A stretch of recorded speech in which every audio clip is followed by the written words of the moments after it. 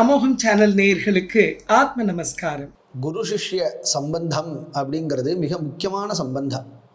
பகவானால் ஏற்படுத்தப்படுகின்ற ஒரு சம்பந்தம். இது ஏற்படுத்தப்பட்ட சம்பந்தமாக இருந்தாலும் இது நித்திய சம்பந்தம் என்று பகவான் பாகவதத்தில் சொல்லுகிறான். ஆச்சாரியோரணிராத்ய ஸ்யாத் அந்தேவாஸ்யுத்தராரணிஹி தத் சந்தானம் பிரவச்சனம் வித்யாசந்தி சுகாவஹா என்று சொல்லுகிறான். யாக சாலைகளில் அக்னியை எழுப்பதற்காக அரணிக்கட்டை அப்படின்னு வச்சு அந்த அரணிக்கட்டையை கடைவா. அப்படி கடையும் பொழுது கீழே ஒரு கட்டை, கடைகிறதுக்கு ஒரு கட்டை, அது கடைகிறதுக்கு ஒரு கயர் அப்படி வச்சு அது அப்படி கடையும் பொழுது அந்த அரணிக்கட்டையிலேருந்து அந்த அக்னி ஜுவாலை ஜிலுஜிலுன்னு கிளம்பும். அதுபோல குரு சிஷ்யனாம். குருவும் சிஷ்யனும் சேரும் பொழுது என்ன ஆகும் அப்படின்னு கேட்டால் அங்கே ஞானம் பிறக்கும். சிஷ்யனுக்கு குரு உபதேசம் பண்ணும் பொழுது யாரெல்லாம் இருக்கிறார்களோ குரு சிஷ்ய ஒரு சம்பாஷண தானே வேதமே. பிருகுருவை வாருணிஹி வருணம் பிதரமுபசசார அதீஹி பகவோ பிரம்மேதி என்று தான் உபனிஷத்தை சொல்கிறது. எந்த வேதமாக இருந்தாலும் உபனிஷத்தாக இருந்தாலும் ஒரு ஆச்சாரியன் இருந்தார். அந்த ஆச்சாரியனை போய் ஒரு சிஷ்யன் எனக்கு பிரம்ம ஞானத்தை உபதேசம் பண்ணுங்கோ அப்படின்னு அவன் பிரார்த்தனை பண்ணி கொண்டான். அவர் உபதேசம் பண்ணார் அப்படின்னா எந்த உபனிஷத்துமே ஆரம்பிக்க. ஜனகன்னு மகாராஜன் இருந்தார், யாக்ஞவல்யர் அவருக்கு உபதேசம் பண்ணார் அப்படின்னு ஒரு உபனிஷத் சொல்கிறது. எந்த உபனிஷத்தை எடுத்துட்டாலும் அப்படி குரு சிஷ்ய சம்பந்தம் அவா ரெண்டு பேரும் பேசின பேச்சு அது பிரம்ம வித்யாக ஆகி லோகம் பூரா அந்த பிரம்ம வித்யை யாரெல்லாம் சிரவணம் பண்ணுறாளோ அவளுக்கெல்லாம் அந்த பிரம்ம ஞானம் ஏற்பட்டு பகவத் சரணத்தை அடையிறா அப்படிங்கிறது. அப்போது குரு சிஷ்ய சம்பந்தம் லோகோபகாரமான ஒரு சம்பந்தம். ஏத் சம்பாஷண சம்பிரஷ்னா சர்வேஷாம் விதனோதிஷம் என்று பாகவதமே சொல்கிறது.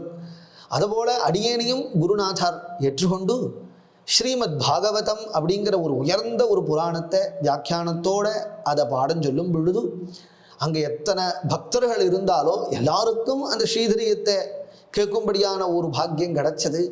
அவர்களுக்கும் ஒரு ஆனந்தம் கிடைச்சது. பிரதி ஸ்லோகம் பிரதிபதம் பாகவதம். பொதுவாக குருநாதால் பிரவச்சனம் பண்ணும் பொழுது சப்தாக கிரமத்தில் பண்ணும் பொழுது சிறு ஸ்லோகத்துக்கு தானே பிரவச்சனம் பண்ணுவா. ஆனால் பாகவத பாடமாக சொல்லும் பொழுது ஒரு அக்ஷரம் கூட விடாமல் ஒவ்வொரு ஸ்லோகத்தையும் சொல்லி அதை பாடம் சொல்லும் பொழுது அவருடைய ஆழ்ந்த ஒரு தாத்பரியம், ஒரு பாவார்த்தம், அவருடைய சுவானுபவம் எல்லாத்தையும் சொல்லும் பொழுது அத்தனை பேருக்கும் ஒரு ஆனந்தத்தை அது கொடுக்கறது. அதுக்கு ஒரு நிமித்தமாக அடியேனை வச்சுட்டாரே தவிர ஆனால் எல்லா பக்தாளுக்கும் அடியேனுக்கு என்ன ஒரு ஆனந்தம் அந்த பாகவதத்தை கேட்கும் பொழுது ஹிருதயத்தில் ஏற்பட்டதோ அத்தகைய ஒரு ஆனந்தம் எல்லா ஜனங்களுக்கும் ஏற்பட்டது. ஒவ்வொரு வாழ்க்கையில் ஒவ்வொருத்தரையும் நல் வழிமுறைப்படுத்துறது அப்படிங்கிறதுல குருவுக்கு பங்கு மிகவும் அதிகம். அதுபோல் அடியனுடைய வாழ்க்கையை மாற்றினது அடியனுடைய குருநாதர் தான். அடியன் வேதாத்தியனங்கள்லாம் பண்ணியிருந்த போதிலும் கூட வேதாத்தியனம் பண்ணி லோகத்தில் எல்லா வைதிகளும் எப்படி வாழ்ந்திருப்பாளோ அப்படி தான் வாழ்ந்திருப்பேன். அந்த வாழ்க்கையும் உயர்ந்த வாழ்க்கை தான். ஆனாலும் கூட பகவத அனுபூதி ஹிருதயத்தில் வரணும். அந்த அனுபூதியோடு வாழணும், கிருஷ்ண பக்தியோடு வாழணும். அதுதானே மிக முக்கியம். எல்லா ஜனங்களையும் போல சரீர சுகத்துக்காக மட்டிலும் வாழப்படாதே, ஆத்ம சுகத்துக்காக வாழணும். ஆத்ம சுகம்தான் முக்கியம், கிருஷ்ண பக்தி தான் முக்கியம், கிருஷ்ண பிரேம தான் முக்கியம். எல்லோரிடத்துலையும் கிருஷ்ணனை நாம் பார்க்கணும், பிரகலாத சுவாமியை போல. அதுபோல வாழணும். பாகவதம் அப்படிங்கிறத ஒரு விற்த்தியாக மட்டிலும் வச்சுடாம பாகவதம் அப்படிங்கிறத வாழ்க்கையா ஜீவனாதாரமா வாழ்க்கை முறையாக ஸ்ரீமத் பாகவதத்தை வச்சு பிரகலாதன் எப்படி வாழ்ந்தான் அதை மாதிரி வாழணும். துருவன் எப்படி பகவானிடத்துல தபஸ் செய்து பகவான் சாட்சாத்காரம் பண்ணான் அதுபோல நம்ம பகவானை சாட்சாத்காரம் பண்ணணும். உத்தவன் எப்படி கிருஷ்ண பக்தி பண்ணான், கோபிகள்லாம் எப்படி கிருஷ்ணனிடத்துல சுத்தமான பிரேமையை காட்டினான், கிருஷ்ணன் எப்படி எல்லாரிடத்துலையும் பழகினான். இதை வெறும் சரித்திரமாக மட்டும் இல்லாமல் இதை வாழ்க்கையில் கொண்டு வந்து நாமளும் கிருஷ்ணனை போல வாழணும், கோபிகைகளை போல வாழணும், எல்லாரிடத்துலையும் பிரேமையாக இருக்கணும் அப்படிங்கிறத எங்களுக்கு சொல்லியும் கொடுத்து உபதேசமும் பண்ணி அதை அவர் வாழ்ந்தும் காட்டினார். எல்லா ஜனங்களிடத்தையும் அப்படி தான் பழகுவார், ஜாதி பேதமே பார்க்க மாட்டார். கிருஷ்ணனை பற்றி சொல்லும் பொழுது பாகவதத்தில் கிருஷ்ணன் அப்படிதானே எல்லா ஜனங்களிடத்தையும் பழகினான் அப்படின்னு பாகவதத்தில் சுகாச்சாரியால் வர்ணிக்கிறார். அதை கிருஷ்ணாவதாரம்ங்கிறது 5000 வருஷம் முன்னாடி நடந்தது. நாம் இன்னைக்கு கிருஷ்ணனை பார்த்தோம் அப்படின்னு சொல்லிட முடியாது யாராலேயும். ஆனால் குருநாதால் கிருஷ்ணன் எந்த வாழ்க்கை முறையில் வாழ்ந்தானோ அந்த வாழ்க்கை முறையில் வாழ்ந்து காட்டினார். எல்லாரிடத்துலையும் அப்படி வாழ்ந்தார், கோச்சிக்கவே மாட்டார். நாங்கள்லாம் ஏதாவது விஷமம் பண்ணாலும், சரியாக படிக்கலை அப்படின்னு சொன்னாலும் கண்டிக்க வேண்டிய சமயத்தில் கண்டிப்பார். கண்டிச்சுட்டாரே அப்படின்னு சொல்லி அப்படின்னு நாங்கள் வருத்தப்படும் பொழுது எங்களை எந்த சமயத்தில் கொஞ்சணுமோ அந்த சமயத்தில் கொஞ்சுவார். எந்த சமயத்தில் எப்படி திருத்தி பண்ணிக்கொள்ளணுமோ அதை போல திருத்தி பண்ணிக்கொள்வார். ஆனால் பல அனுபவங்கள் இருக்கு. பாகவத பாடம் சொல்லும் பொழுது ஒரு சமயம் அடியேன் சரியாக கவனிக்கல. அந்த சமயத்தை ரொம்ப கோச்சுட்டா.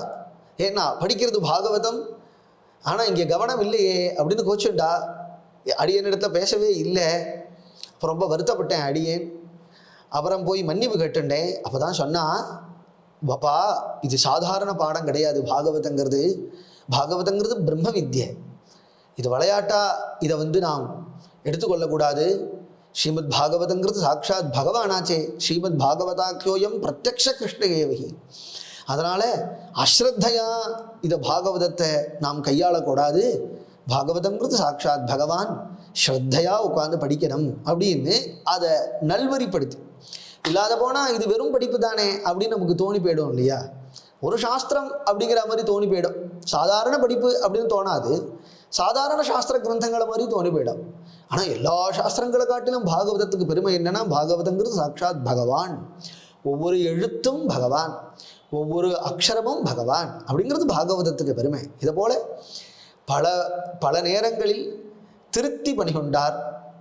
திருத்தி பணிகொண்டு நல்வழிப்படுத்தி இந்த பாகவத தர்மத்தில் நாம் இருக்கணும் அப்படின்னு சொல்லி பாகவத தர்ம பிரகாரம் வாழ வச்சார். அவரே அந்த தர்மத்தில் இருந்து வாழ்ந்து காட்டி அனவரதமும் நாம சங்கீர்த்தனம் நித்தியம் பாகவதமேவ பఠனீயம் அப்படின்னு சத்குரு சுவாமிகள் சொல்வார், மருதானூர் சத்குரு சுவாமிகள். அதுபோல தினப்படி 30 அத்தியாயம் ஸ்ரீமத் பாகவதம் பாராயணம் பண்ணிக்கொண்டு சிரோஞ்ச விருத்தியா பரிதுஷ்ட சித்தா தர்மம் மகாந்தம் விரஜம் ஜுஷானஹா என்று பகவானே பாகவதத்தில் சொல்கிறான். அதுபோல் நாம் வாழணும் என்று சொல்லி நல்வழிப்படுத்தி அடியேனை வாழ வச்சார் குருநாதாள்.